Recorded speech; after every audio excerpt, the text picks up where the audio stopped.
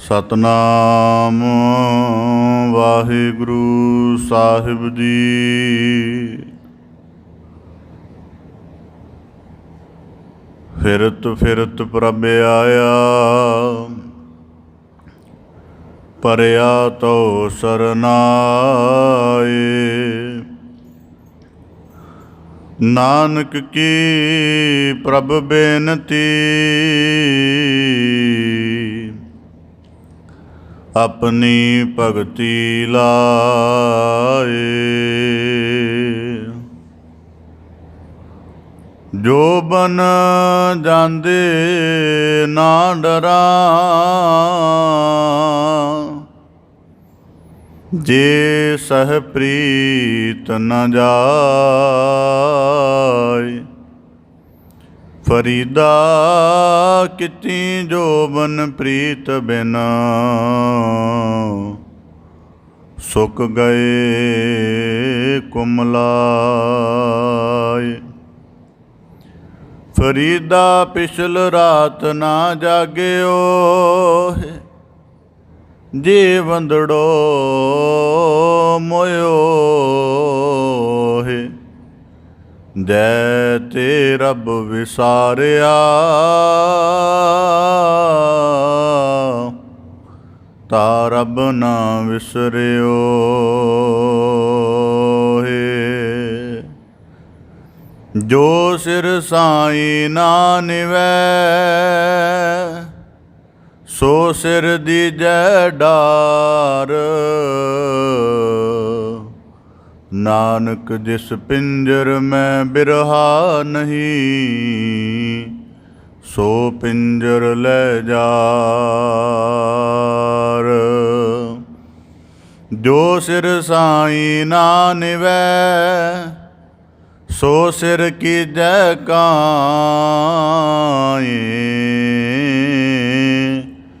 ਕੁੰਨੇ ਹੇਠ ਜਲਾਈਐ, ਬਾਲਣ ਸੰਦੈ ਥਾਏ। ਫਰੀਦਾ ਪੰਖ ਪਰਉ ਹੁਣੀ, ਦੁਨੀ ਸੁਹਾਵਾ ਬਾਗ। ਜੋ ਜਨ ਪੀਰ ਨਿਵਾਜਿਆ, ਤਿਨਾਂਚ ਨਾ ਲਾਗ। ਜੋ ਜਨ ਪੀਰ ਨਿਵਾਜਿਆ, ਤਿਨਾ ਅੰਚ ਨਾ ਲਾਗ। ਬੇਸੁਮਾਰ ਅਥਾਹ ਗਨਤ ਤੋਲੈ, ਜੋ ਬੁਲਾਵੋ ਤਿਉ ਨਾਨਕ ਦਾਸ ਬੋਲੇ। ਸਤਨਾਮ ਵਾਹਿਗੁਰੂ ਸਾਹਿਬ ਜੀ। ਕਬੀਰ ਚੁਗੈ ਚਿਤਾਰੈ ਭੀ ਚੁਗੈ, ਚੁਗ ਚੁਗ ਚਿਤਾਰੇ। ਜੈਸੇ ਬਚ ਰਹੇ ਕੂੰਜ, ਮਨ ਮਾਇਆ ਮਮਤਾਰੇ। ਕਬੀਰ ਅੰਬਰ ਕਨ ਹਰਸ਼ਾਇਆ, ਬਰਖ ਪਰੇ ਸਰ ਤਾਲ। ਚਾਤ੍ਰਿਕ ਦਿਓ ਤਰਸਤ ਰਹੈ, ਤਿਨ ਕੋ ਕੌਣ ਹਵਾਲ। ਵਾਹਿਗੁਰੂ ਜੀ ਕਾ ਖਾਲਸਾ, ਵਾਹਿਗੁਰੂ ਜੀ ਕੀ ਫਤਿਹ। ਧੰਨ ਧੰਨ ਸਤਿਗੁਰੂ ਗੁਰੂ ਗਰੀਬ ਨਿਵਾਜ ਪਤਿਤ ਪਾਵਨ ਭਗਤ ਵਛਲ ਕਿਰਪਾ ਨਿਧ ਦਇਆ ਨਿਧ ਸਤਿਗੁਰੂ ਸ੍ਰੀ ਗੁਰੂ ਗ੍ਰੰਥ ਸਾਹਿਬ ਜੀ ਦੀਨ ਦਇਆਲ ਪਾਤਸ਼ਾਹ, ਜਿਨ੍ਹਾਂ ਦੀ ਅਪਾਰ ਮਿਹਰਾਮਤ ਹੈ ਅਥਾਹ ਬਖਸ਼ਿਸ਼ ਹੈ ਗੁਰੂ ਸਾਹਿਬ ਜੀ ਦੀ, ਜੋ ਸਾਨੂੰ ਸਭ ਨੂੰ ਆਪਣੀ ਮਿਹਰ ਭਰੀ ਨਜ਼ਰ ਕਰਕੇ ਸਾਡੇ ਦਿਨ ਦੀ, ਜੀਵਨ ਦੇ ਇਸ ਦਿਨ ਦੀ ਆਰੰਭਤਾ 'ਤੇ ਆਪਣੀ ਪਾਵਨ ਪਵਿੱਤਰ ਹਜ਼ੂਰੀ ਦੇ ਵਿੱਚ ਸਤ ਸੰਗਤ ਰੂਪ ਵਿੱਚ ਜੁੜ ਬੈਠ ਕੇ ਅਧਿਆਤਮਿਕ ਸਾਧਨਾ ਕਰਨ ਦਾ, ਗੁਰੂ ਕੀ ਦੱਸੀ ਹੋਈ ਕਾਰ ਨੂੰ ਕਮਾਉਣ ਦਾ, ਆਪਣੇ ਇਸ ਦੁਰਲੱਭ ਜਨਮ ਦੇ ਅਮੋਲਕ ਅਵਸਰ ਨੂੰ ਗੁਰੂ ਸ਼ਬਦ ਦੀ ਕਮਾਈ ਦੇ ਨਾਲ ਸਫਲ ਕਰਨ ਦਾ ਅਵਸਰ ਬਖਸ਼ਿਸ਼ ਕਰਕੇ ਨਵਾਜ਼ਿਸ਼ ਕੀਤੀ ਹੈ ਜੀ। ਬੜੇ ਸੁਭਾਗਸ਼ਾਲੀ ਹਾਂ ਜੋ ਗੁਰੂ ਕੀ ਬਖਸ਼ਿਸ਼ ਨੂੰ ਗੁਰ ਹਜ਼ੂਰੀ ਦੇ ਵਿੱਚ ਜੁੜ ਬੈਠ ਕੇ ਮਾਨਣ ਦਾ ਨਿਰਮਲ ਯਤਨ ਕਰ ਰਹੇ ਹਾਂ ਜੀ। ਭਗਤ ਸਿਰਮੌਰ ਭਗਤ ਕਬੀਰ ਸਾਹਿਬ ਜੀ ਦੇ ਉਚਾਰਨ ਕੀਤੇ ਹੋਏ ਸ਼ਲੋਕਾਂ ਦੀ ਆਪ ਜੀ ਲੜੀਵਾਰ ਵਿਆਖਿਆ ਸ਼ਰਵਣ ਕਰਕੇ ਗਿਆਨ ਰੂਪ ਬਖਸ਼ਿਸ਼ ਨੂੰ ਮਾਣਦੇ ਹੋ ਜੀ। ਪਾਵਨ ਬਾਣੀ ਦੀ ਲੜੀਵਾਰ ਵਿਆਖਿਆ ਦੇ ਨਾਲ ਜੁੜਨ ਦਾ ਯਤਨ ਕਰੀਏ ਜੀ। ਵਿਚਾਰ ਪ੍ਰਾਰੰਭ ਕਰਨ ਤੋਂ ਪਹਿਲਾਂ ਬੜੇ ਅਦਬ ਸਹਿਤ ਉਚਾਰਨ ਕਰੋ ਜੀ। ਸਤਨਾਮ ਸ੍ਰੀ ਵਾਹਿਗੁਰੂ ਸਾਹਿਬ ਜੀ।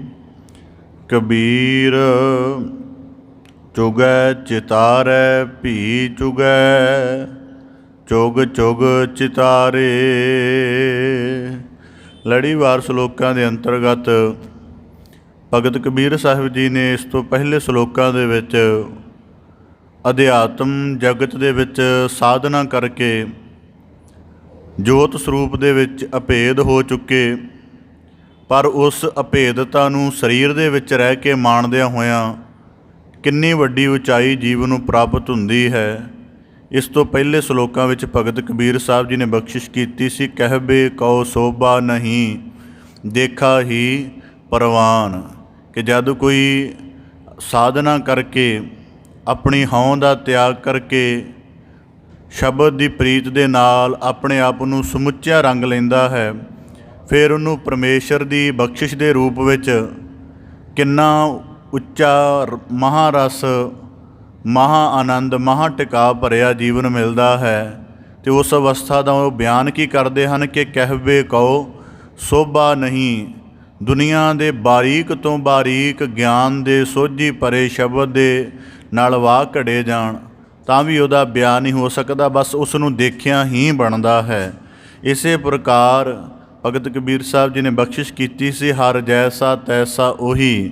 ਕਿ ਜੇ ਉਸ ਹਸਤੀ ਨੂੰ ਜਿਹਨੂੰ ਅਸੀਂ ਮਾਣਿਆ ਹੈ, ਜਿਹਦੀ ਮਹਾਂ ਬਖਸ਼ਿਸ਼ ਸਾਡੇ ਉੱਪਰ ਨਾਜ਼ਲ ਹੋਈ ਹੈ, ਭਗਤ ਕਬੀਰ ਸਾਹਿਬ ਜੀ ਕਹਿੰਦੇ ਜੇ ਉਹਨੂੰ ਸੰਸਾਰ ਨੂੰ ਦੱਸਣਾ ਵੀ ਚਾਹਾਂਗੇ ਤਾਂ ਸੰਸਾਰ ਦੀ ਸਮਰੱਥਾ ਇੰਨੀ ਛੋਟੀ ਹੈ ਕਿ ਉਸ ਪ੍ਰਭੂ ਦੇ ਅਸੀਮ ਆਨੰਦ ਦਾ ਜਿਹੜਾ ਬਿਆਨ ਹੈ, ਜੇ ਅਸੀਂ ਕਰਨਾ ਵੀ ਚਾਹੀਏ ਤਾਂ ਵੀ ਇਹਨਾਂ ਦੀ ਨਾ ਭਾਸ਼ਾ ਵਿੱਚ ਸਮਝ ਆਏਗਾ, ਨਾ ਇਹ ਓਡੇ ਵੱਡੇ ਅਹਿਸਾਸ ਵਿੱਚ ਸੁਣ ਸਕਣਗੇ।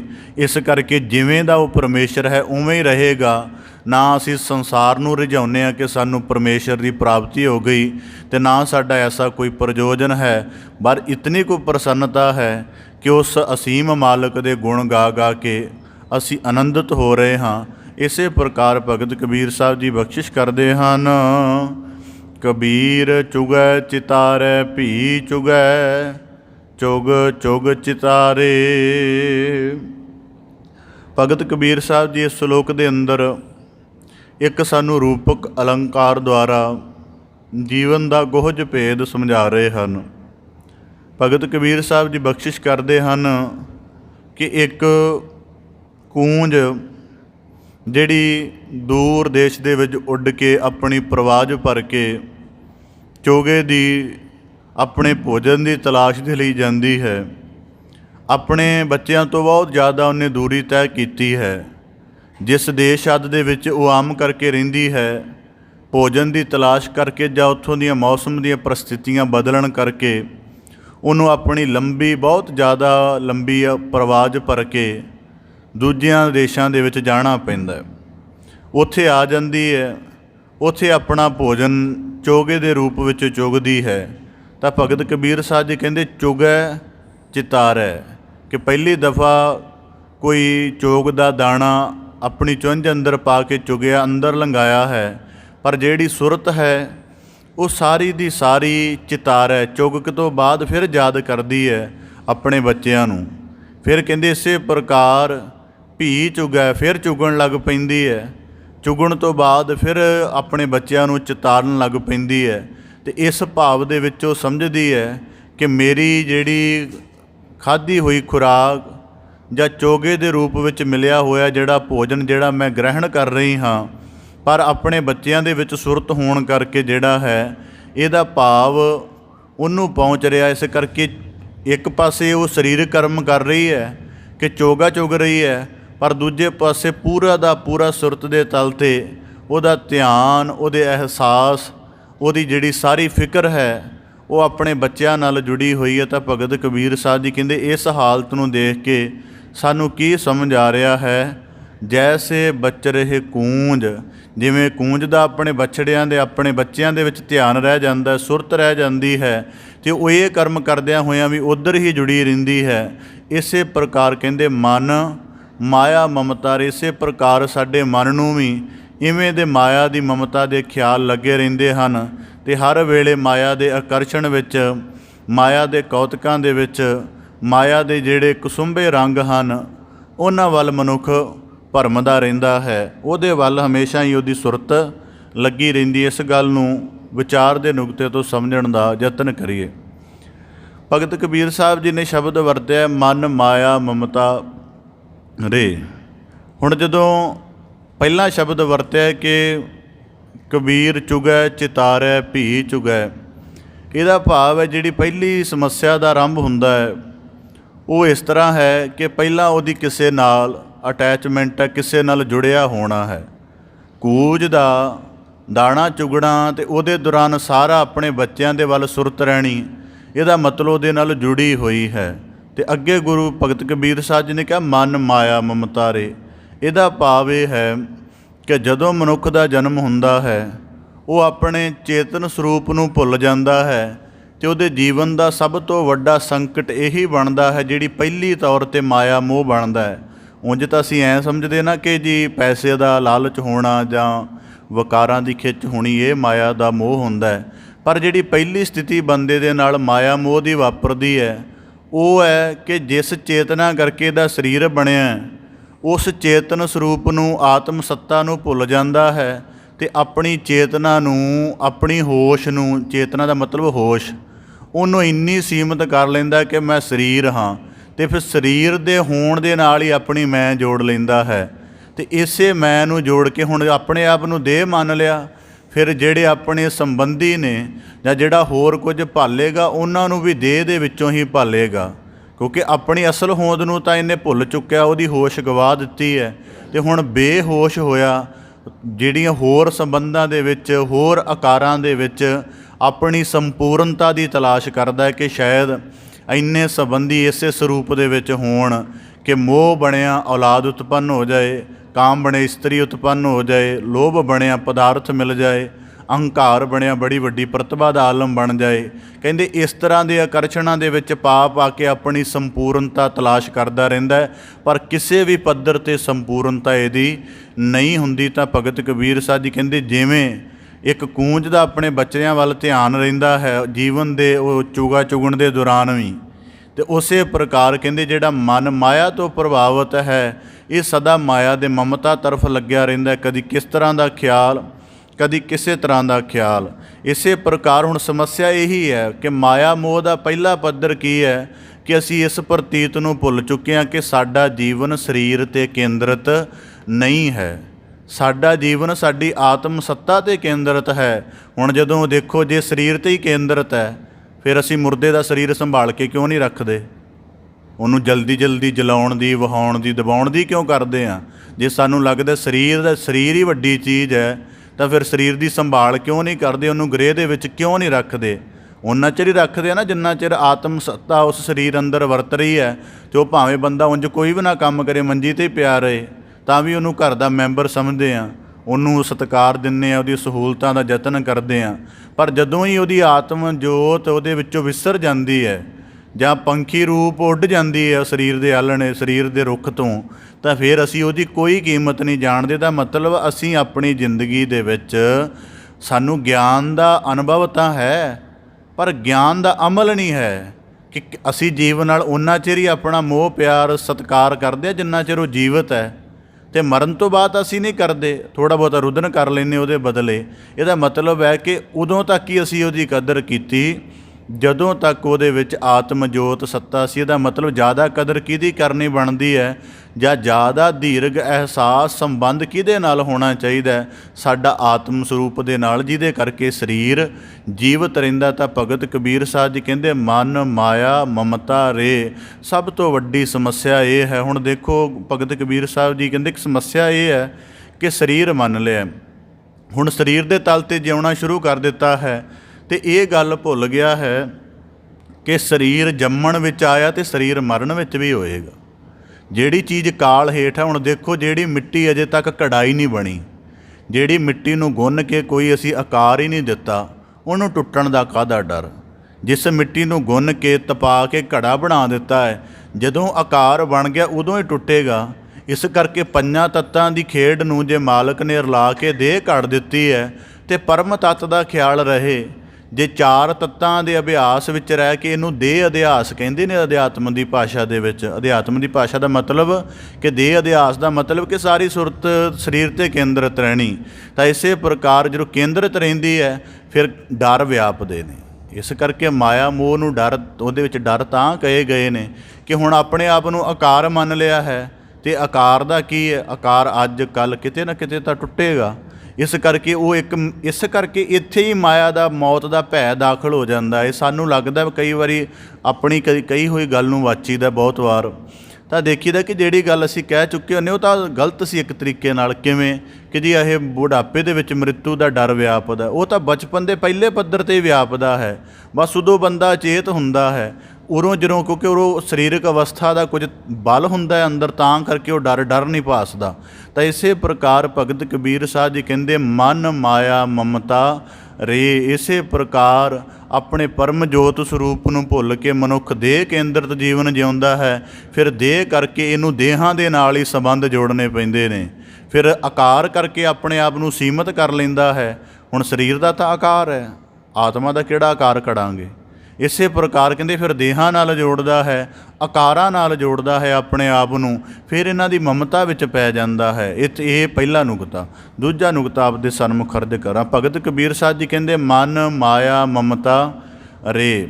ਹੁਣ ਬੜੇ ਕਈ ਹੈਰਾਨਗੀ ਆਉਂਦੀ, ਇਤਨਾ ਸਮਾਂ ਮੈਨੂੰ ਵੀ ਵਿਚਾਰ ਦੀ ਸੇਵਾ ਕਰਦਿਆਂ ਨੂੰ ਹੋ ਗਿਆ, ਬੜਾ ਕੁਝ ਸਮਝ ਆ ਜਾਣਾ ਚਾਹੀਦਾ, ਪਰ ਜੇ ਫਿਰ ਵੀ ਬੰਦੇ ਦੇ ਬੇਸਿਕ ਪ੍ਰਸ਼ਨ ਹੀ ਅਜੇ ਤੱਕ ਬਣੇ ਹੋਏ ਨੇ, ਇਹਦਾ ਮਤਲਬ ਉਹ ਵਿਚਾਰ ਦੇ ਅੰਦਰ ਨਹੀਂ ਗਿਆ।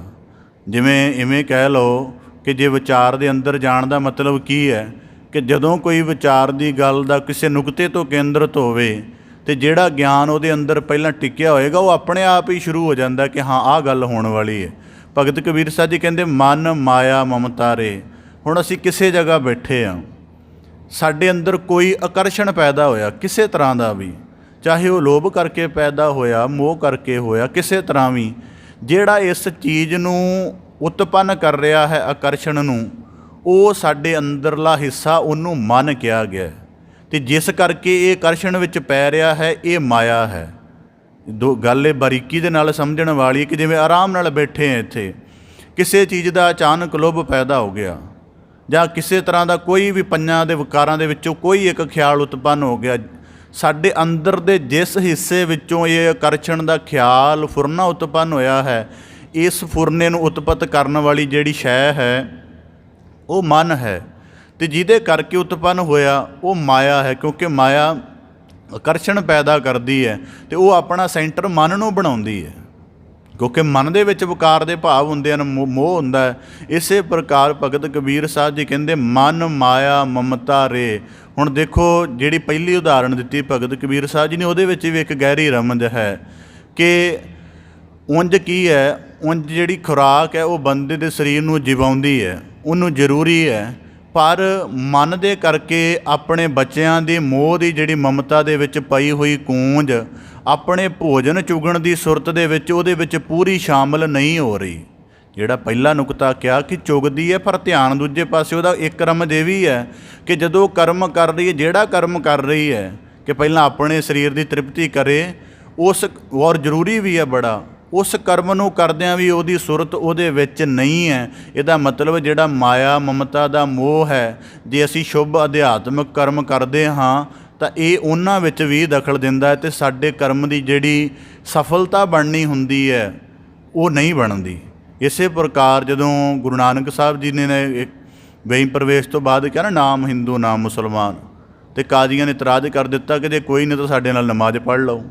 ਗੁਰੂ ਸਾਹਿਬ ਜੀ ਚਲੇ ਗਏ ਉਹਨਾਂ ਦੀ ਮਸਜਿਦ ਦੇ ਵਿੱਚ, ਮਸੀਤ ਦੇ ਵਿੱਚ ਜਾ ਕੇ ਕਾਜ਼ੀ ਨੇ ਨਮਾਜ਼ ਤੋਂ ਬਾਅਦ ਸਜਦਾ ਕੀਤਾ, ਜ਼ਮੀਨ 'ਤੇ ਆਪਣਾ ਮੱਥਾ ਟੇਕਿਆ, ਉੱਥੋਂ ਦੇ ਨਵਾਬ ਨੇ ਵੀ ਟੇਕਿਆ, ਗੁਰੂ ਸਾਹਿਬ ਨੇ ਨਹੀਂ ਟੇਕਿਆ। ਤਾਂ ਕਾਜ਼ੀ ਕਹਿਣ ਲੱਗਾ ਕਿ ਤੁਸੀਂ ਕੁਫਰ ਤੋਲਦੇ ਹੋ, ਤੁਸੀਂ ਅਸਲ ਦੇ ਵਿੱਚ ਹਿੰਦੂ ਹੋ, ਪਰ ਇਹ ਨਾਅਰਾ ਜਿਹੜਾ ਤੁਸੀਂ ਖਿਲਾਫਤ ਵਾਲਾ ਦਿੰਦੇ ਹੋ। ਜਦ ਤੁਸੀਂ ਨਮਾਜ਼ ਦੇ ਵਿੱਚ ਸਜਦਾ ਨਹੀਂ ਸੀ ਕਰਨਾ ਤਾਂ ਫਿਰ ਇੱਥੇ ਆ ਕੇ ਹੱਤਕ ਕਰਨ ਦਾ ਕੀ ਅਰਥ ਸੀ? ਤਾਂ ਗੁਰੂ ਸਾਹਿਬ ਜੀ ਨੇ ਕਿਹਾ ਕਿ ਤੇਰੇ ਨਾਲ ਮੇਰਾ ਬਚਨ ਹੋਇਆ ਸੀ ਕਿ ਮੈਂ ਨਮਾਜ਼ ਪੜ੍ਹਾਂਗਾ, ਅਤੇ ਉਹ ਕਹਿਣ ਲੱਗਾ ਮੈਂ ਨਮਾਜ਼ ਹੀ ਪੜ੍ਹੀ ਹੈ। ਕਹਿਣ ਲੱਗੇ ਨਮਾਜ਼ ਦੌਰਾਨ ਧਿਆਨ ਕਿੱਥੇ ਸੀ? ਜਦੋਂ ਇਹ ਗੱਲ ਕਹੀ ਤਾਂ ਉਹ ਮੁੜ ਕੇ ਕਾਜ਼ੀ ਦੇਖੇ ਵੀ ਘਰ ਦੇ ਵਿੱਚ ਤਾਂ ਇੱਕ ਘੋੜੀ ਸੂਈ ਹੋਈ ਹੈ, ਨੇੜੇ ਇੱਕ ਛੋਟੀ ਜਿਹੀ ਖੂਹੀ ਹੈ, ਵਛੇਰੀ ਵਿੱਚ ਨਾ ਡਿੱਗ, ਵਛੇਰੀ ਖੂਹੀ 'ਚ ਨਾ ਡਿੱਗ ਪਏ, ਇਸ ਕਰਕੇ ਉਹ ਚਿੰਤਾ ਲੱਗੀ ਹੋਈ ਹੈ। ਕਾਜ਼ੀ ਚੁੱਪ ਹੋ ਗਿਆ। ਨਵਾਬ ਕਹਿਣ ਲੱਗਾ ਮੇਰੇ ਨਾਲ ਕਰ ਲੈਂਦੇ ਜੇ ਕਾਜ਼ੀ ਦਾ ਮਨ ਭਟਕਿਆ ਹੋਇਆ ਸੀ। ਤਾਂ ਗੁਰੂ ਸਾਹਿਬ ਜੀ ਕਹਿਣ ਲੱਗੇ ਤੂੰ ਵੀ ਆਪਣੇ ਵਪਾਰੀ ਕਾਬਲ ਭੇਜੇ ਹੋਏ ਨੇ ਘੋੜਿਆਂ ਦੀ ਖਰੀਦਦਾਰੀ ਲਈ, ਤੇਰਾ ਵੀ ਧਿਆਨ ਹੈ ਕਿਤੇ ਮਾੜੇ ਘੋੜੇ ਨਾ ਮਿਲ ਜਾਣ, ਕਿਤੇ ਠੱਗੇ ਨਾ ਜਾਣ, ਉਹ ਤੇਰਾ ਵੀ ਤਾਂ ਧਿਆਨ ਉੱਧਰ ਸੀ, ਫਿਰ ਮੈਂ ਕਿਹਦੇ ਨਾਲ ਨਮਾਜ਼ ਪੜ੍ਹਦਾ। ਤਾਂ ਇਸੇ ਪ੍ਰਕਾਰ ਮਨ ਮਾਇਆ ਮਮਤਾ ਦੇ ਮੈਂ ਜ਼ਿਕਰ ਕੀਤਾ ਸੀ ਕਿ ਜਦੋਂ ਮਨ ਦੇ ਵਿੱਚ ਮਾਇਆ ਦਾ ਦਖਲ ਹੁੰਦਾ ਹੈ ਉਦੋਂ ਕੀ ਹੁੰਦਾ, ਉਦੋਂ ਬੰਦਾ ਅਧਿਆਤਮ ਕਰਮ ਵੀ ਕਰ ਰਿਹਾ ਹੋਵੇ ਅਤੇ ਉਹਦਾ ਧਿਆਨ ਪਿੱਛੇ ਦੀ ਤਰਫ ਰਹਿੰਦਾ ਹੈ। ਇਸੇ ਪ੍ਰਕਾਰ ਭਗਤ ਕਬੀਰ ਸਾਹਿਬ ਜੀ ਕਹਿੰਦੇ ਜੈਸੇ ਬਚ ਰਹੇ ਕੂੰਜ, ਜਿਵੇਂ ਇੱਕ ਕੂੰਜ ਚੁਗਦਿਆਂ ਚੁਗਦਿਆਂ ਸਾਰੀ ਸੁਰਤ ਆਪਣੇ ਉਹਦੇ ਬੱਚਿਆਂ ਦੀ ਤਰਫ ਰੱਖਦੀ ਹੈ, ਉਵੇਂ ਜਿਹੜਾ ਮਨ ਮਾਇਆ ਤੋਂ ਪ੍ਰਭਾਵਿਤ ਹੈ ਉਹ ਸਦਾ ਮਾਇਆ ਦੇ ਆਕਰਸ਼ਣ ਵਿੱਚ ਰਹਿੰਦਾ ਅਤੇ ਉਵੇਂ ਦੇ ਹੀ ਖਿਆਲ ਲੈਂਦਾ ਰਹਿੰਦਾ ਹੈ। ਇਸ ਗੱਲ ਨੂੰ ਹੋਰ ਵਿਸਥਾਰ ਦੇ ਨਾਲ ਸਮਝਣ ਦਾ ਜੇ ਯਤਨ ਕਰੀਏ, ਸ਼ਬਦ ਭਗਤ ਕਬੀਰ ਸਾਹਿਬ ਜੀ ਨੇ ਵਰਤਿਆ ਮਾਇਆ ਮਮਤਾ।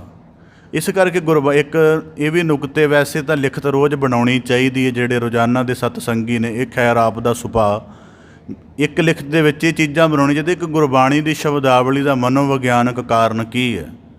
ਸ਼ਬਦ ਦੇਖੋ ਬਹੁਤ ਵਾਰੀ ਬਾਣੀ ਦੇ ਵਿੱਚ ਗਿਆਨ ਧਿਆਨ ਜਪ ਤਪ, ਇਸੇ ਪ੍ਰਕਾਰ ਸ਼ਬਦ ਆਉਂਦਾ ਮਾਇਆ ਮਮਤਾ। ਇਹ ਸ਼ਬਦ ਇਕੱਠੇ ਕਿਉਂ ਆਉਂਦੇ ਨੇ, ਇਹਨਾਂ ਦਾ ਇਸ ਤਰ੍ਹਾਂ ਰੂਪ ਕਿਉਂ ਆਉਂਦਾ? ਇਹਦਾ ਇੱਕ ਕਾਰਨ ਹੈ। ਮਾਇਆ ਦਾ ਭਾਵ ਹੈ ਕਿ ਆਕਰਸ਼ਣ ਇਸ ਜਗਤ ਵਿੱਚ ਮੌਜੂਦ ਹੈ। ਹੁਣ ਕਿਉਂਕਿ ਪਦਾਰਥ ਪਿਆ ਹੋਇਆ ਹੈ, ਰੂਪ ਸੁੰਦਰਤਾ ਸਭ ਕੁਝ ਪਿਆ ਹੋਇਆ, ਆਕਰਸ਼ਣ ਤਾਂ ਮੌਜੂਦ ਹੈ ਇਸ ਜਗਤ ਦੇ ਵਿੱਚ। ਆਕਰਸ਼ਣ ਦੇ ਨਾਲ ਹੀ ਸਾਰਾ ਜਗਤ ਦਾ, ਧਰਤੀ ਦਾ ਵੀ ਆਕਰਸ਼ਣ ਹੈ ਇੱਕ।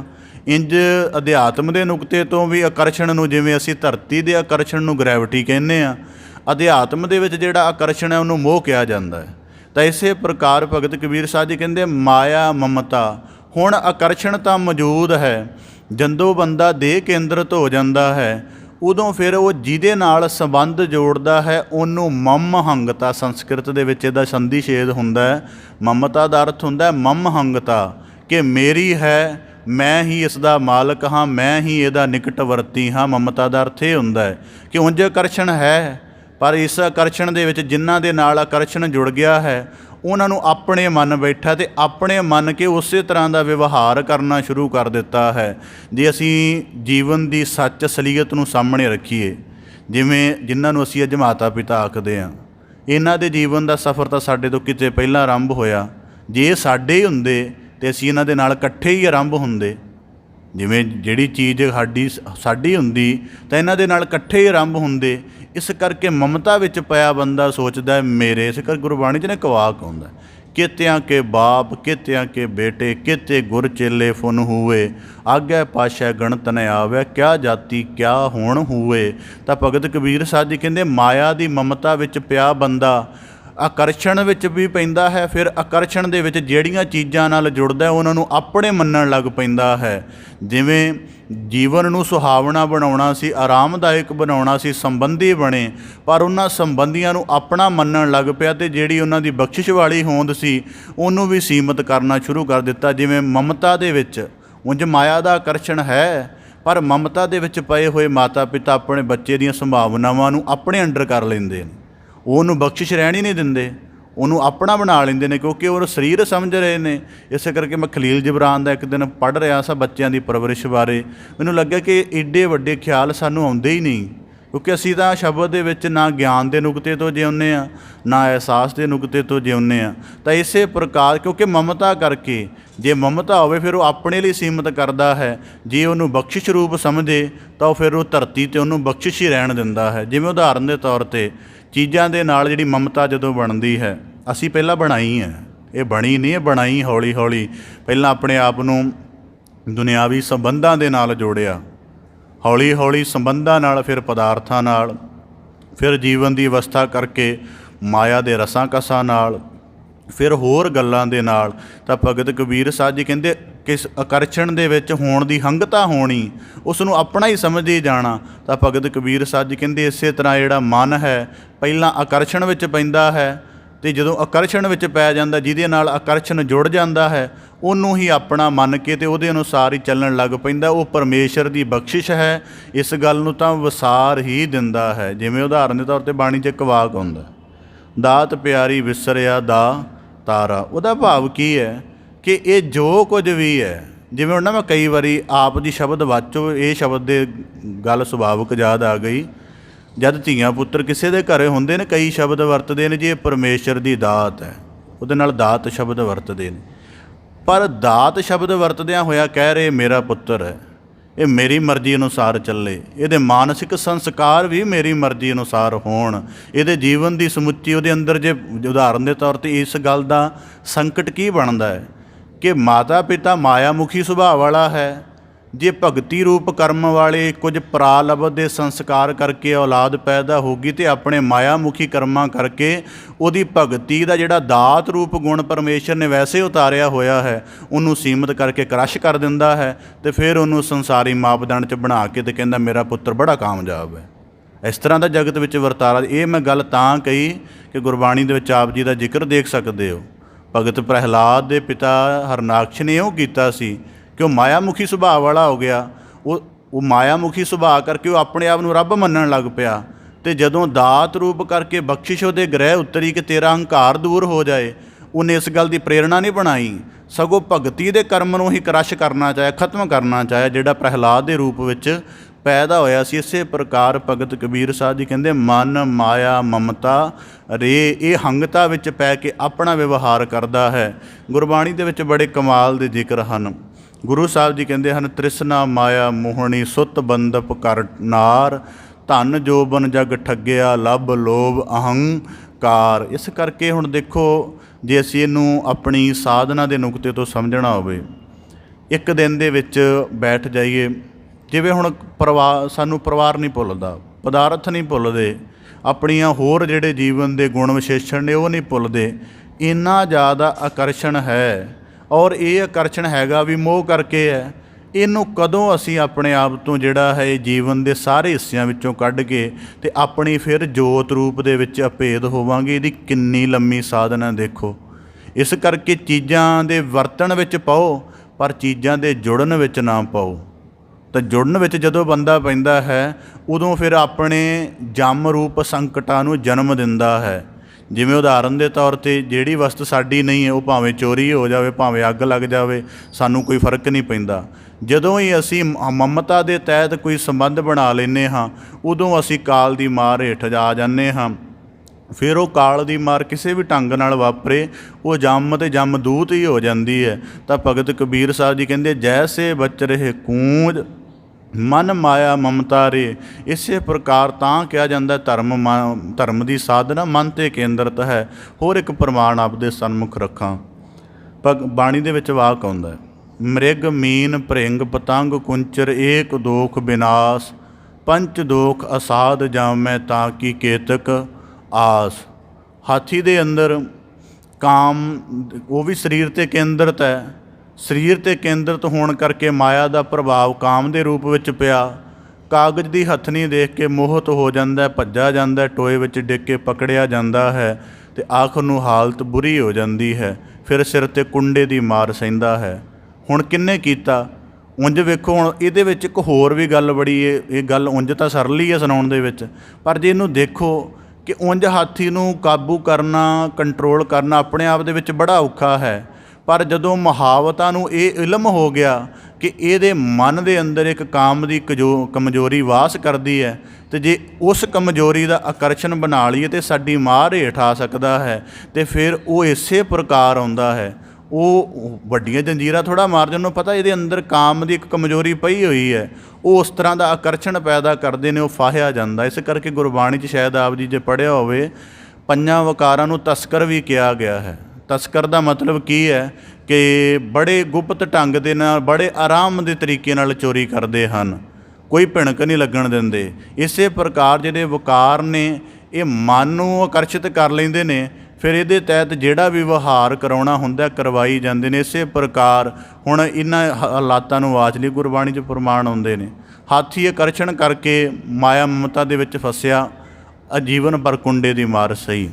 ਹੁਣ ਬਾਂਦਰ ਦੇ ਅੰਦਰ ਥੋੜ੍ਹੇ ਜਿਹੇ ਉਹ ਅਨਾਜ ਦਾ, ਫੁੱਲੀਆਂ ਆਦਿਕ ਦਾ ਲਾਲਚ ਪੈਦਾ ਹੋਇਆ, ਉਹ ਕੁੱਜੇ ਵਿੱਚ ਰੱਖ ਦਿੰਦੇ ਨੇ। ਅੱਜ ਵੀ ਇਹ ਢੰਗੋਂ ਹੀ ਚੱਲਦੇ ਨੇ, ਬਿਹਾਰ, ਕਰਨਾਟਕ, ਉੜੀਸਾ ਵੱਲ ਇੰਝ ਹੀ ਚੱਲਦੇ ਨੇ। ਬਾਂਦਰਾਂ ਨੂੰ ਪਕੜਨਾ ਹੁੰਦਾ, ਉਹ ਕੁੱਜੇ ਵਿੱਚ ਫੁੱਲੀਆਂ ਆਦਿਕ ਭਰ ਕੇ ਰੱਖ ਦਿੰਦੇ ਨੇ।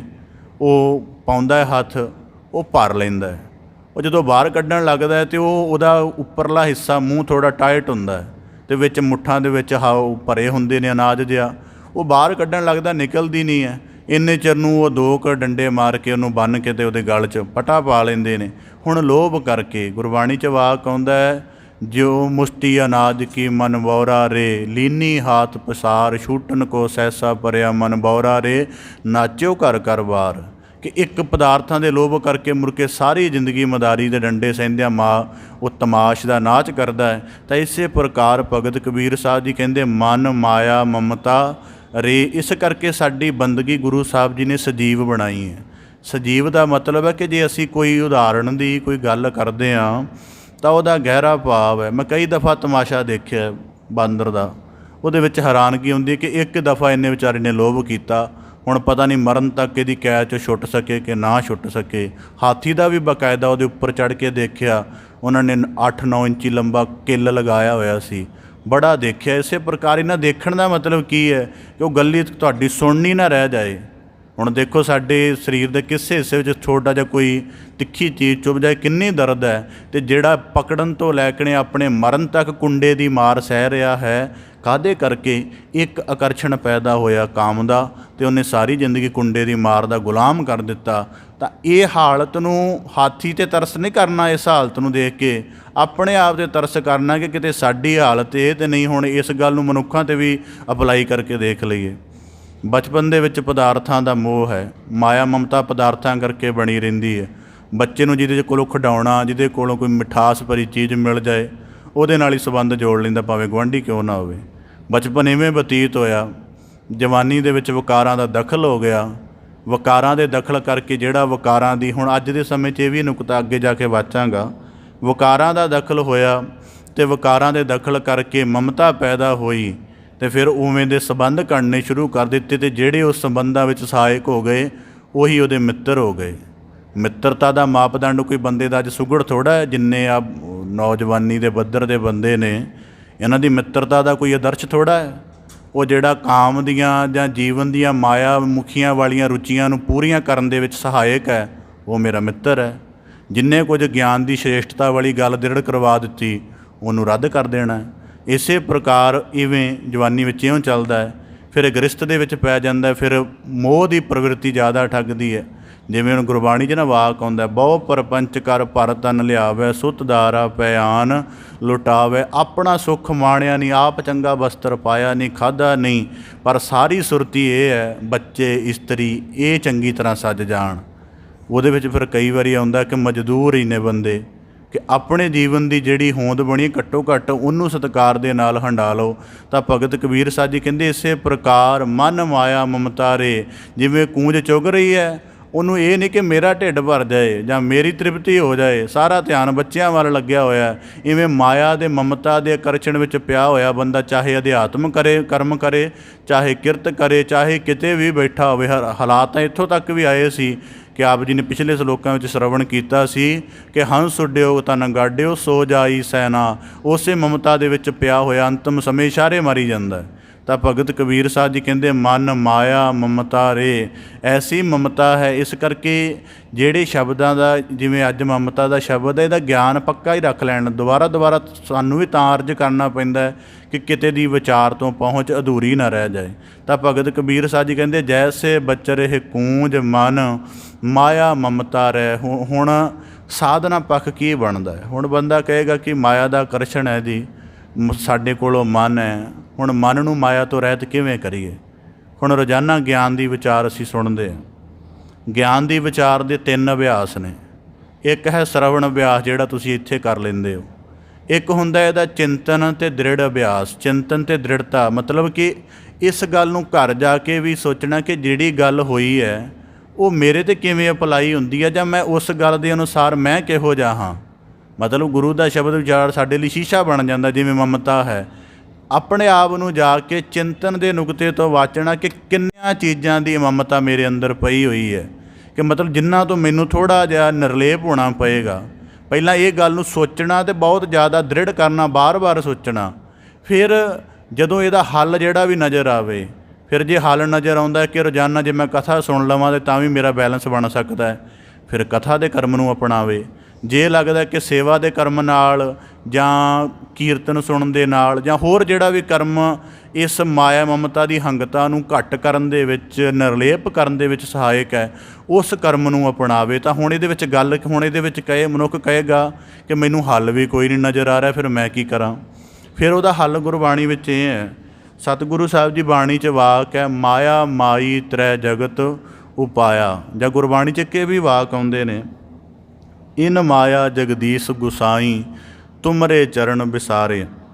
ਹੁਣ ਮਾਇਆ ਦਾ ਰਚਣ ਵਾਲਾ ਕੌਣ ਹੈ? ਮਾਇਆ ਦਾ ਰਚਨਹਾਰ ਪਰਮੇਸ਼ਰ ਆਪ ਹੈ। ਇਸ ਕਰਕੇ ਜੇ ਉਹਦੇ ਰਚਨਹਾਰ ਨਾਲ ਜੁੜੋਗੇ ਤਾਂ ਉਹਦੇ ਭਰਮ ਵਿੱਚ ਨਹੀਂ ਪਓਗੇ। ਗੁਰੂ ਸੁਖਮਨੀ ਸਾਹਿਬ ਦੀ ਬਾਣੀ ਵਿੱਚ ਵਾਕ ਆਉਂਦੇ ਹਨ ਕਿ ਬਿਰਖ ਕਿਛਾਇਆ ਸਿਓ ਰੰਗ ਲਾਵੈ, ਉਹ ਬਿਨਸੈ ਉਹ ਮਨ ਪਛਤਾਵੇ। ਹੁਣ ਜਿਹੜਾ ਬੰਦਾ ਛਾਂ ਨਾਲ ਮੋਹ ਪਾ ਬੈਠਾ ਹੈ, ਛਾਂ ਸਵੇਰ ਵੇਲੇ ਕਿਤੇ ਹੈ, ਦੁਪਹਿਰ ਵੇਲੇ ਕੇਂਦਰ 'ਤੇ ਹੈ, ਸ਼ਾਮ ਵੇਲੇ ਕਿਤੇ ਹੋਰ ਹੈ। ਜੇ ਛਾਂ ਨਾਲ ਮੋਹ ਪਾ ਲਿਆ, ਸਵੇਰ ਵੇਲੇ ਬੈਠਾ ਇੱਥੇ ਹੈ, ਉਹ ਛਾਂ ਢਲ ਕੇ ਦੂਜੇ ਪਾਸੇ ਚਲੀ ਗਈ, ਦੁਖੀ ਹੋਏਗਾ। ਫਿਰ ਇਸ ਕਰਕੇ ਉੱਥੇ ਕੀ ਹੱਲ ਬਚਦਾ ਹੈ ਕਿ ਤੂੰ ਤਣੇ ਨਾਲ ਜੁੜ। ਮਾਇਆ ਦਾ ਆਕਰਸ਼ਣ ਮਾਲਕ ਨੇ ਪੈਦਾ ਕੀਤਾ, ਤੂੰ ਆਕਰਸ਼ਣ ਦੇ ਨਾਲ ਜਾਂ ਰਸਾਂ ਕਸਾਂ ਵਿਕਾਰਾਂ ਦੇ ਵਿੱਚ ਨਾ ਪੈ, ਤੂੰ ਉਸ ਦੇ ਮੂਲ ਨਾਲ ਜੁੜ। ਮੂਲ ਉਹਦਾ ਭਾਵ ਹੈ, ਜਿਵੇਂ ਜਪਜੀ ਸਾਹਿਬ ਦੇ ਵਿੱਚ ਕਈ ਵਾਰੀ ਦੇਖਦਾ ਕਿ ਜੇ ਸਿੱਖਾਂ ਨੂੰ ਨਿਤਨੇਮ ਵੀ ਕਰਨਾ ਆਉਂਦਾ ਹੋਵੇ ਤਾਂ ਕਥਾ ਦੀ ਵੀ ਲੋੜ ਨਹੀਂ। ਜੇ ਉਹਨਾਂ ਨੂੰ ਨਿਤਨੇਮ ਕਰਨਾ ਆਉਂਦਾ ਹੋਵੇ, 4 ਵਾਰੀ ਆਉਂਦਾ ਐਸਾ ਨਾਮ ਨਿਰੰਜਨ ਹੋਏ, ਜੇ ਕੋ ਮਨ ਜਾਣੈ ਮਨ ਕੋਏ। ਕਿ ਜਿਹੜਾ ਭਗਤੀ ਦਾ, ਪ੍ਰਭੂ ਦੀ ਸਿਫਤ ਸਲਾਹ ਦਾ ਕਰਮ ਗਿਆਨ ਰੂਪ ਕਰਕੇ, ਕੀਰਤਨ ਰੂਪ ਕਰਕੇ ਦ੍ਰਿੜ ਕਰਨਾ ਹੈ, ਇਹ ਰੋਜ਼ਾਨਾ ਤੁਹਾਨੂੰ ਨਿਰਮਲ ਕਰੇਗਾ। ਉਹਦੇ ਵਿੱਚ ਉਹਦਾ ਸਾਰਾ ਪ੍ਰੋਸੈਸ ਤਾਂ ਦੇਖੋ। ਉਹਦੇ ਵਿੱਚ ਆਉਂਦਾ ਮੰਨੇ ਕੀ ਗਤ ਕਹੀ ਨਾ ਜਾਏ, ਕਿ ਜਿਹੜੀ ਸ਼ਬਦ ਦੀ ਵਿਚਾਰ ਗੁਰੂ ਦੁਆਰਾ ਦ੍ਰਿੜ ਕਰਵਾਈ ਹੈ, ਜੇ ਉਹ ਤੁਸੀਂ ਉਹਨੂੰ ਮੰਨ ਲਓ ਤਾਂ ਤੁਹਾਡੀ ਬੜੀ ਵੱਡੀ ਗੱਲ ਹੈ। ਪਰ ਮਨੁੱਖ ਕੋ ਮੰਨੀ ਨਹੀਂ ਜਾਂਦੀ। ਉਹ ਤਾਂ ਜਿਨ੍ਹਾਂ ਨੇ ਮੰਨ ਲਿਆ ਉਹਨਾਂ ਦੀ ਅਵਸਥਾ। ਅੱਗੇ ਮੰਨੈ ਆਉਂਦਾ ਹੈ, ਉਹਦਾ ਭਾਵ ਹੈ ਕਿ ਜੇ ਮੰਨ ਲਵੇ। ਦੂਜੀ ਪੌੜੀ 'ਚ ਮੰਨੈ ਸੁਰਤ ਹੋਵੈ ਮਨ ਬੁੱਧ। ਉਹਦਾ ਸਰਲ ਅਰਥ ਇਹ ਹੈ ਕਿ ਜਿਹੜਾ ਗੁਰੂ ਕਾ ਉਪਦੇਸ਼ ਸੁਣਿਆ, ਫਿਰ ਉਸ ਉਪਦੇਸ਼ ਦੇ ਨਾਲ ਸਾਡੀ ਸੁਰਤ ਜੁੜ ਗਈ, ਫਿਰ ਉਹੀ ਉਪਦੇਸ਼ ਬੁੱਧ ਦੇ ਵਿੱਚ ਵਸੇਗਾ ਅਤੇ ਜੀਵਨ ਦਾ ਕਰਮ ਬਣੇਗਾ। ਅੱਗੇ ਫਿਰ ਉਹਦਾ ਮੰਨੈ ਮਾਰਗ ਠਾਕ ਨਾ ਪਾਏ, ਕਿ ਜਿਹੜਾ ਗੁਰੂ ਉਪਦੇਸ਼ ਨੂੰ ਮੰਨ ਕੇ ਬੁੱਧ ਆਪਣੇ ਸੁਰਤ ਅੰਦਰ ਵਸਾ ਕੇ ਬੁੱਧੀ ਦੁਆਰਾ ਉਹਦਾ ਨਿਰਣਾ ਕਰਕੇ ਕਰਮ ਕਰਨੇ ਸ਼ੁਰੂ ਕਰ ਦਿੰਦਾ ਹੈ, ਠਾਕ ਨਾ ਪਾਏ, ਉਹਦੀ ਕਿਸੇ ਪ੍ਰਕਾਰ ਦੀ ਜਿਹੜੀ ਹੈ ਭਟਕਣ ਨਹੀਂ ਹੁੰਦੀ। ਅਤੇ ਅੱਗੇ ਕੀ ਹੁੰਦਾ? ਮੰਨੈ ਪਾਵਹਿ ਮੋਖ ਦੁਆਰ, ਕਿ ਜਿਹੜਾ ਇੰਜ ਦੀ ਸਾਧਨਾ ਕਰ ਲੈਂਦਾ ਉਹ ਮਾਇਆ ਦੇ ਮੋਹ ਤੋਂ ਹੁੰਦਾ। ਇਸ ਕਰਕੇ ਮੈਂ ਅੱਗੇ ਵੀ ਕਈ ਵਾਰੀ ਬੇਨਤੀ ਕੀਤੀ, ਪਤਾ ਨਹੀਂ ਆਪ ਕਿੰਨਾ ਗੰਭੀਰ ਲੈਂਦੇ ਹੋ, ਕਿ ਇੱਕ ਦਫਾ ਘੱਟੋ ਘੱਟ ਇੱਕ ਦਫਾ ਜ਼ਿੰਦਗੀ 'ਚ ਸਾਰੀ ਜ਼ਿੰਦਗੀ 'ਚ ਇੱਕ ਦਫਾ ਇਮਾਨਦਾਰ ਹੋ ਕੇ ਗੰਭੀਰ ਹੋ ਕੇ ਬਾਣੀ ਦੇ ਜਿਹੜੇ ਨਿਤਨੇਮ ਦਾ ਕਰਮ ਕਰਦੇ ਹਾਂ ਉਹਦੇ ਅਰਥ ਪੜ੍ਹ ਲੈਣੇ ਚਾਹੀਦੇ ਨੇ ਕਿ ਮੈਂ ਕਰ ਕੀ ਰਿਹਾ ਹਾਂ। ਜੇ ਹੁਣ ਬੱਚਾ ਮੈਥ ਦਾ ਕੋਈ ਕਰਮ ਕਰ ਰਿਹਾ ਹੋ, ਕੋਈ ਸਵਾਲ ਕਰ ਰਿਹਾ ਹੋਵੇ, ਉਹਨੂੰ ਭਾਵੇਂ ਥਿਊਰਮ ਪੂਰੀ ਯਾਦ ਹੋਵੇ, ਪਰ ਜੇ ਉਹਨੂੰ ਪਤਾ ਹੀ ਨਹੀਂ ਵੀ ਇਹ ਥਿਊਰਮ ਕਿਵੇਂ ਇਹਦੇ ਕਿੰਨੇ ਹਿੱਸੇ ਅਪਲਾਈ ਹੋਏ ਅਤੇ ਅੰਤਮ ਆ ਨਿਰਣਾ ਮੇਰੇ ਕੋਲ ਜਵਾਬ ਆਇਆ, ਅਤੇ ਥਿਊਰਮ ਯਾਦ ਹੋਣ ਦਾ ਕੋਈ ਬਹੁਤਾ ਵੱਡਾ ਅਰਥ ਨਹੀਂ। ਹਾਂ, ਉਹਨੂੰ ਇਹ ਕਿਹਾ ਜਾ ਸਕਦਾ ਕਿ ਹਾਂ ਤੈਨੂੰ ਥਿਊਰਮ ਯਾਦ ਹੈ, ਉਹਦੇ ਨੁਕਤੇ 'ਤੇ ਤੇਰੇ ਇੰਨੇ ਕੁ ਨੰਬਰ ਬਣਦੇ ਨੇ। ਇਸ ਕਰਕੇ ਜੇ ਕਰਮ ਦਾ ਪੂਰਾ ਫਲ ਲੈਣਾ ਹੈ ਤਾਂ ਕਰਮ ਦੇ ਵਿੱਚ ਆਪਣੇ ਆਪ ਨੂੰ ਸ਼ਾਮਲ ਕਰੋ। ਹੈਰਾਨ ਤਾਂ ਮੈਂ ਇਸ ਗੱਲ ਤੋਂ ਵੀ ਕਈ ਵਾਰੀ ਹੁੰਦਾ ਹੈ ਕਿ ਕਈ ਬੰਦੇ ਜਿਵੇਂ ਆਹ ਪੜ੍ਹਨ ਦੀ ਗੱਲ ਕਰੀਦੀ ਹੈ ਤਾਂ ਉਹਦੇ ਤੋਂ ਇਨਕਾਰੀ ਜਿਹੇ ਹੋ ਜਾਂਦੇ ਨੇ। ਹੈਰਾਨ ਹੁੰਦਾ ਕਿ ਉਹ ਜਦੋਂ ਅਸੀਂ ਕਿਹਾ ਉਦੋਂ ਇਨਕਾਰੀ ਹੋ ਗਏ, ਜਦੋਂ ਅਖਬਾਰ ਫੜੀ ਉਹ ਕਲਾਸੀਫਾਈਡ ਵੀ ਪੜ੍ਹ ਮਾਰੇ ਵਿੱਚ ਕਿ ਕਿਹਨੂੰ ਬੇਦਖਲ ਹੋ ਗਿਆ, ਕਿਹਦੀ ਜ਼ਮੀਨ ਵਿਕਣ ਲੱਗੀ ਹੈ, ਉਹ ਐਡਵਰਟਾਈਜ਼ਮੈਂਟ ਵੀ ਪੜ੍ਹਨ ਲੱਗ ਪੈਂਦੇ ਨੇ। ਕਿ ਜਦੋਂ ਅਸੀਂ ਪੜ੍ਹਨ ਦੀ ਗੱਲ ਕੀਤੀ ਅਧਿਆਤਮਿਕ ਦੇ ਵਿੱਚ ਉੱਨਤੀ ਦੇ ਲਈ, ਉਦੋਂ ਕਹਿ ਦਿੱਤਾ ਜੀ ਮੈਂ ਟੀਕਾ ਨਹੀਂ ਪੜ੍ਹ ਸਕਦਾ, ਪੋਥੀ ਨਹੀਂ ਪੜ੍ਹ ਸਕਦਾ। ਜਦੋਂ ਆਪਣਾ ਜਿਹੜਾ ਦੁਨਿਆਵੀ ਖਬਰਾਂ ਦਾ ਰਸ ਪਿਆ, ਉਦੋਂ ਅਖਬਾਰ ਵੀ ਪੜ੍ਹ ਗਏ, ਇੱਥੋਂ ਤੱਕ ਕਿ ਕਈ ਚਲੰਤ ਮਸਲਿਆਂ ਦੇ ਮੈਗਜ਼ੀਨ ਵੀ ਲਵਾਏ ਹੁੰਦੇ ਨੇ। ਮੋਬਾਈਲ ਦੇ ਵਿੱਚ ਵੀ ਸੂਚਨਾ ਦਾ ਭੰਡਾਰ ਹੈ, TV ਦੇ ਨਾਲ ਵੀ ਨਿਊਜ਼ ਚੈਨਲ ਹੀ ਨੇ। ਉਦੋਂ ਤਾਂ ਮਨੁੱਖ ਕੋਈ ਸੋਚਦਾ ਨਹੀਂ ਕਿ ਇਹਦੇ ਬਰਾਬਰ ਓਨੀ ਐਨਰਜੀ ਮੈਂ ਉੱਧਰ ਲਾਈ ਹੈ, ਨਹੀਂ ਲਾਉਂਦਾ ਮਨੁੱਖ। ਇਸ ਕਰਕੇ ਭਗਤ ਕਬੀਰ ਸਾਹਿਬ ਜੀ ਕਹਿੰਦੇ ਮਨ ਮਾਇਆ ਮਮਤਾ ਰੇ, ਇਸੇ ਪ੍ਰਕਾਰ ਮਨ ਮਾਇਆ ਦੇ ਆਕਰਸ਼ਣ ਵਿੱਚ ਪਿਆ, ਫਿਰ ਗ੍ਰਸਤ ਦੇ ਵਿੱਚ ਪਰਿਵਾਰ ਦਾ ਮੋਹ ਰਹਿੰਦਾ ਹੈ। ਫਿਰ ਜਦੋਂ ਇਹ ਸਾਰਾ ਕੋਲ ਚੱਲ ਜਾਂਦਾ, ਬੁਢਾਪੇ ਦੀ ਅਵਸਥਾ ਆ ਜਾਂਦੀ ਹੈ, ਫਿਰ ਕੀ ਹੁੰਦਾ? ਫਿਰ ਪਦਾਰਥ ਵੀ ਕੋਲ ਨਹੀਂ ਹੈ, ਫਿਰ ਪਰਿਵਾਰ ਵੀ ਕੋਲ ਨਹੀਂ ਹੈ, ਫਿਰ ਕੁਝ ਵੀ ਨਹੀਂ ਹੈ। ਫਿਰ ਜਿਹੜੇ ਤ੍ਰਿਸ਼ਨਾ ਦੇ ਕਰਮ ਕੀਤੇ ਹੋਏ ਹਨ ਉਹ ਤੌਖਲੇ ਪੈਦਾ ਕਰਦੇ ਨੇ। ਤੌਖਲਿਆਂ ਦਾ ਮਤਲਬ ਸਾਰੇ ਜੀਵਨ ਦੀ ਸਮਰਤੀ ਜਿਹੜੀ ਹੈ ਉਹ ਮਨੁੱਖ ਦੇ ਅੱਗੇ ਚੱਲਣੀ ਲੱਗ ਪੈਂਦੀ ਹੈ ਅਤੇ ਫਿਰ ਆਪਣੇ ਆਪ ਨੂੰ ਇਕੱਲਾ ਮਹਿਸੂਸ ਕਰਕੇ। ਇਸ ਕਰਕੇ ਬਜ਼ੁਰਗ ਦੀ ਇਕੱਲਤਾ ਇਹ ਨਹੀਂ ਕਿ ਉਹਨੂੰ ਕੋਈ ਘਰ ਦਾ ਜੀਅ ਨਹੀਂ ਪੁੱਛ ਰਿਹਾ, ਉਹ ਅਸਲ 'ਚ ਉਹ ਵੀ ਆਪਣੇ ਆਪ ਦੇ ਵਿੱਚ ਬੇਈਮਾਨ ਹੈ। ਬੇਈਮਾਨ ਦਾ ਮਤਲਬ ਕੀ ਹੈ ਕਿ ਉਹ ਜਿਹੜੀ ਉਹਦੀ ਇਕੱਲਤਾ ਪੈਦਾ ਹੋ ਰਹੀ ਹੈ ਅਤੇ ਇਕੱਲਤਾ ਦੇ ਵਿੱਚ ਡਰ ਪੈਦਾ ਹੋ ਰਿਹਾ ਹੈ, ਉਹ ਇਹ ਨਹੀਂ ਦੱਸ ਰਿਹਾ ਕਿ ਮੇਰੀ ਸਿਮਰਤੀ ਜਿਹੜੀ ਜਵਾਨੀ ਦੀ ਬਚਪਨ ਦੀ ਮੇਰੇ ਅੱਗੇ ਘੁੰਮ ਰਹੀ ਹੈ ਅਤੇ ਕੀਤੇ ਹੋਏ ਮਲੀਨ ਕਰਮ ਹੁਣ ਮੈਨੂੰ ਪਛਤਾਵਾ ਪੈਦਾ ਕਰਨੇ, ਤਾਂ ਭੈ ਪੀਤ ਹਾਂ। ਉਹਦਾ ਦੋਸ਼ ਪਰਿਵਾਰ ਸਿਰ ਮੜ ਦਿੰਦਾ ਕਿ ਮੇਰੀ ਬਾਤ ਨਹੀਂ ਪੁੱਛਦੇ। ਤਾਂ ਭਗਤ ਕਬੀਰ ਸਾਹਿਬ ਜੀ ਕਹਿੰਦੇ ਮਨ ਮਾਇਆ ਮਮਤਾ ਰੇ, ਫਿਰ ਉੱਥੇ ਜਾ ਕੇ ਵੀ ਬੰਦਾ ਕਈ ਚੀਜ਼ਾਂ ਜਗਾ ਲੈਂਦਾ ਹੈ। ਲੰਬਾ ਜੀਵਨ ਯੋਗ ਮਿਲ ਜਾਏ, ਕੁਝ ਹੋਰ ਮਿਲ ਜਾਏ, ਜਾਂ ਪਦਾਰਥ ਦੇ ਨੇੜੇ ਰਹੇ, ਫਿਰ ਹੋਰ ਉੱਥੇ ਜਾ ਕੇ ਤਾਂ ਮਮਤਾ ਬੜੀ ਸੂਖਮ ਹੋ ਜਾਂਦੀ ਹੈ। ਹੁਣ ਪਦਾਰਥ ਕੋਲ ਨਹੀਂ ਹੈਗਾ, ਪਦਾਰਥ ਦੇ ਉੱਪਰ ਆਪਣਾ ਕਬਜ਼ਾ ਵੀ ਨਹੀਂ ਚਲਾ ਸਕਦਾ, ਹੁਕਮ ਵੀ ਨਹੀਂ ਚਲਾ ਸਕਦਾ, ਅਤੇ ਫਿਰ ਉਹਦਾ ਜਾਂ ਰੋਸ ਬਣਾ ਲੈਂਦਾ ਹੈ ਜਾਂ ਉਹਦਾ ਦਬਕਾ ਬਣਾ ਲੈਂਦਾ ਕਿ ਮੈਂ ਤੁਹਾਨੂੰ ਖੜਾ ਕਰਕੇ ਦਿੱਤਾ ਮਕਾਨ। ਉਹ ਜਦੋਂ ਇਹ ਗੱਲ ਕਈ ਵਾਰੀ ਨਾ ਮੈਂ ਕਈ ਝਗੜੇ ਵਿਸ਼ਲੇਸ਼ਣ ਕਰਦਾ, ਉਹਦੇ ਵਿੱਚ ਉਹ ਬੰਦਿਆਂ ਦੇ ਵਾਕਾਂ ਦੀ ਸੈਂਸ ਦੇਖੀ ਦੀ ਕਿ ਮੈਂ ਤੁਹਾਨੂੰ ਬਣਾ ਕੇ ਦਿੱਤਾ, ਉਹਦਾ ਮਤਲਬ ਹੈ ਇਹਦੀ ਹਉਂ ਜਿਹੜੀ ਹੈ। ਹੁਣ ਉਹ ਵਿਚਾਰਾ ਇਹ ਗੱਲ ਕਹਿ ਕੇ ਤੁਹਾਨੂੰ ਨਹੀਂ ਡਰਾ ਰਿਹਾ, ਉਹ ਆਪਣੀ ਮਮਤਾ ਦੀ ਮਾਇਆ ਮੋਹ ਵਾਲੀ ਖੁਰਾਕ ਨੂੰ ਮਾਨਸਿਕ ਰੂਪ ਦੇ ਵਿੱਚ ਲੈ ਰਿਹਾ ਹੈ। ਤਾਂ ਭਗਤ ਕਬੀਰ ਸਾਹਿਬ ਜੀ ਕਹਿੰਦੇ ਮਨ ਮਾਇਆ ਮਮਤਾ ਰੇ, ਇਸੇ ਪ੍ਰਕਾਰ ਭਰਮ ਦੇ ਵਿੱਚ ਪਏ ਹੋਏ ਜੀਵ ਅਸਲੀਅਤ ਨੂੰ ਨਹੀਂ ਜਾਣਦੇ, ਲਿਵ ਛੁੜਕੀ ਕਰਕੇ ਹਉਮੈ ਦੇ ਗੁਲਾਮ ਹੋ ਜਾਂਦੇ ਹਨ। ਹਉਂ ਦੇ ਗੁਲਾਮ ਹੋਣ ਕਰਕੇ ਮੋਹ ਅਤੇ ਮਮਤਾ ਵਿੱਚ ਪੈਂਦੇ ਹਨ। ਅਤੇ ਇਸੇ ਪ੍ਰਕਾਰ ਗੁਰਬਾਣੀ 'ਚ ਨੇ ਇੱਕ ਵਾਕ ਆਉਂਦਾ, ਮਾਇਆ ਮਮਤਾ ਮਾਇਆ ਮੋਹ ਭੁੰਗਮ ਹੈ, ਸਰਪ ਹੈ ਜਗ ਘੇਰਿਆ ਬਿਖ ਖਾਏ। ਕਹਿੰਦੇ ਇਹੋ ਜਿਹੀ ਬਿਖ ਹੈ, ਜਿਵੇਂ ਉਦਾਹਰਨ ਦੇ ਤੌਰ 'ਤੇ ਜਿਵੇਂ ਕਈ ਵਾਰੀ ਕਿਸੇ ਨੂੰ ਸਰਪ ਆਦਿਕ ਲੜ ਜਾਏ ਨਾ, ਅਤੇ ਉਹਦੀ ਜ਼ਹਿਰ ਜਿਹੜੀ ਬਹੁਤ ਹੌਲੀ ਹੌਲੀ ਚੜ੍ਹ ਜਾਂਦੀ ਸਾਰੇ ਸਰੀਰ ਨੂੰ। ਇਸੇ ਪ੍ਰਕਾਰ ਭਗਤ ਕਬੀਰ ਬਾਣੀ ਦੇ ਵਿੱਚ ਵਾਕ ਆਉਂਦਾ ਕਿ ਜਿਨ੍ਹਾਂ ਇੱਕ ਵਾਰੀ ਪ੍ਰਭੂ ਜਾਦ ਨੂੰ ਛੱਡ ਦਿੱਤਾ, ਫਿਰ ਉਹਨਾਂ ਦੇ ਅੰਦਰ ਮਾਇਆ, ਇਸ ਕਰਕੇ ਗੁਰਬਾਣੀ 'ਚ ਵਾਕ ਹੁੰਦੇ ਨੇ ਮਾਇਆ ਮਮਤਾ ਜਿਨ ਕੀਤੀ, ਮਾਇਆ ਮਮਤਾ ਜਿਨ ਕੀਤੀ ਸੋ ਜਾਣ, ਕਿ ਜਿੰਨੇ ਪੈਦਾ ਕੀਤੀ ਹੈ ਉਹਨੂੰ ਜਾਣ ਤਾਂ ਤੇਰੀ ਬਿੱਖ ਉਤਰੇਗੀ, ਨਹੀਂ ਤਾਂ ਤੇਰੀ ਬਿੱਖ ਉਤਰਨ ਦੀ ਕੋਈ ਸੰਭਾਵਨਾ ਨਹੀਂ ਹੈ। ਇਸ ਪ੍ਰਕਾਰ ਭਗਤ ਕਬੀਰ ਸਾਹਿਬ ਜੀ ਸਾਨੂੰ ਇੱਕ ਸ਼ਲੋਕ ਦੁਆਰਾ ਉਪਦੇਸ਼ ਦੁਆਰਾ ਬਖਸ਼ਿਸ਼ ਕਰਕੇ ਨਵਾਜ਼ਿਸ਼ ਕਰਦੇ ਹਨ ਕਿ ਕਬੀਰ ਚੁਗੈ ਚਿਤਾਰੈ ਭੀ ਚੁਗੈ। ਜੀਵਨ ਦਾ ਕਰਮ ਕਰਨਾ ਹੈ, ਪਰ ਜੇ ਮਨ ਮਾਇਆ ਦੇ ਆਕਰਸ਼ਣ ਵਿੱਚ ਪਿਆ ਰਿਹਾ ਤਾਂ ਉਹ ਕਰਮ ਸਫਲ ਨਹੀਂ ਹੋਏਗਾ। ਕਿਸੇ ਦਿਨ ਵਿਚਾਰਕ ਨੁਕਤਾ ਇਸ ਤਰ੍ਹਾਂ ਦਾ ਹੀ ਚੱਲ ਰਿਹਾ ਸੀ ਕਿਸੇ ਨਾਲ ਵਾਰਤਾਲਾਪ ਦੌਰਾਨ ਕਿ ਜਦ ਅਸੀਂ ਗੁਰੂ ਘਰ ਦੇ ਵਿੱਚ ਕਹਿੰਦੇ ਕੋਈ ਬੰਦਾ ਪੂਰਾ ਹੋ ਗਿਆ ਜੀ, ਜਾਂ ਕੀਰਤਨ ਕਰਦਿਆਂ ਉਹਦੇ ਪ੍ਰਾਣ ਨਿਕਲ ਗਏ, ਕਥਾ ਕਰਦਿਆਂ ਉਹਦੀ ਜੀਵਨ ਲੀਲਾ ਸਮਾਪਤ ਹੋ ਗਈ, ਕੀ ਇਹ ਸੱਚਖੰਡ ਜਾਏਗਾ? ਯਕੀਨਨ ਨਹੀਂ ਕਿਹਾ ਜਾ ਸਕਦਾ। ਕਿਉਂਕਿ ਕਰ ਕਥਾ ਰਿਹਾ, ਪਤਾ ਨਹੀਂ ਸੁਰਤ ਕਿੱਥੇ ਅਟਕੀ ਹੋਈ ਹੈ, ਮਾਇਆ 'ਤੇ ਅਟਕੀ ਹੋਈ ਹੈ ਜਾਂ ਕਿਸੇ ਚਿੰਤਾ ਦੇ ਵਿੱਚ ਅਟਕੀ ਹੋਈ ਹੈ। ਇਸ ਕਰਕੇ ਮਨ ਮਾਇਆ ਮਮਤਾ ਰੇ ਆਪਣੇ ਆਪ ਨੂੰ ਕਿਸੇ ਵੀ ਮਾਇਆ ਦੇ ਆਕਰਸ਼ਣ ਤੋਂ ਹੌਲੀ ਹੌਲੀ, ਇੱਕ ਦਿਨ 'ਚ ਨਹੀਂ, ਹੌਲੀ ਹੌਲੀ ਮੁਕਤ ਕਰਨਾ ਚਾਹੀਦਾ। ਅਤੇ ਮੁਕਤ ਗੁਰੂ ਸ਼ਬਦ ਦੀ ਸਾਧਨਾ ਨਾਲ ਹੋਣਾ ਹੈ। ਇਹ ਮਤਾ ਸਮਝ ਲਿਓ ਕਿ ਕਿਤੇ ਮੈਂ ਕੋਈ ਮਾਇਆ ਦੀ ਫਿਲਾਸਫੀ ਪੜ੍ਹ ਲਵਾਂ ਅਤੇ ਮੈਨੂੰ ਸ਼ਾਇਦ ਮਾਇਆ ਤੋਂ ਛੁਟਕਾਰਾ ਹੋ ਜਾਏ। ਇਹਦਾ ਰੋਜ਼ ਰੋਜ਼ ਅਭਿਆਸ ਕਰਨਾ ਪੈਂਦਾ। ਉਹਦੇ ਅਭਿਆਸ ਦਾ ਇੱਕ ਢੰਗ ਇਹ ਦੱਸ ਦਿੰਦਾ ਕਿ ਜਿਵੇਂ ਰੋਜ਼ਾਨਾ ਸਵੇਰ ਵੇਲੇ ਕਈਆਂ ਨੇ ਗੁਰੂ ਘਰ ਆਉਣਾ ਹੁੰਦਾ ਹੈ, ਉਹਨਾਂ ਦਾ ਪਰਿਵਾਰ ਹੀ ਅੜਚਣ ਬਣ ਜਾਂਦਾ ਹੈ ਕਿ ਨਹੀਂ ਤੁਹਾਡੀ ਸਿਹਤ ਨਹੀਂ ਠੀਕ, ਤੁਹਾਨੂੰ ਆਹ ਵਗੈਰਾ ਵਗੈਰਾ। ਇਸ ਕਰਕੇ ਉਹੀ ਅੜਚਣ ਜੇ ਤੋੜ ਲਓ ਤਾਂ ਤਾਂ ਵੀ ਮੰਨਿਆ ਜਾ ਸਕਦਾ ਕਿ ਮਾਇਆ ਮਮਤਾ ਤੋਂ ਥੋੜ੍ਹਾ ਜਿਹਾ ਇੱਕ ਹਿੱਸਾ ਦਾ ਤੁਸੀਂ ਪੂਰਾ ਕਰ ਹੀ ਲਿਆ। ਗੁਰੂ ਸਾਹਿਬ ਦੀ ਕਿਰਪਾ ਕਰਨ ਸ਼ਲੋਕ ਦਾ ਭਾਵ ਉਪਦੇਸ਼ ਸਾਡੇ ਸਾਰਿਆਂ ਦੇ ਹਿਰਦੇ ਅੰਦਰ ਵਸ ਜਾਏ ਜੀ। ਸਾਰਿਆਂ ਦਾ ਇੱਥੇ ਆਇਆ ਸਫਲਾ ਹੋਵੇ ਜੀ। ਆਪ ਜੀ ਦੇ ਨਾਲ ਪਾਵਨ ਬਾਣੀ ਦੀ ਵਿਆਖਿਆ ਦੀ ਸਾਂਝ ਪਾਉਂਦਿਆਂ, ਵਿਚਾਰ ਰੂਪ ਦੇ ਵਿੱਚ ਆਪ ਦੇ ਸਨਮੁਖ ਵਿਆਖਿਆ ਦਾ ਯਤਨ ਰੱਖਦਿਆਂ, ਹੋਈਆਂ ਬੇਅੰਤ ਭੁੱਲਾਂ ਦੀ ਖਿਮਾ ਜਾਚਨਾ ਜੀ। ਬੜੇ ਅਦਬ ਸਹਿਤ ਗੱਜ ਕੇ ਫਤਿਹ ਅਰਜ ਕਰੋ ਜੀ। ਵਾਹਿਗੁਰੂ ਜੀ ਕਾ ਖਾਲਸਾ, ਵਾਹਿਗੁਰੂ ਜੀ ਕੀ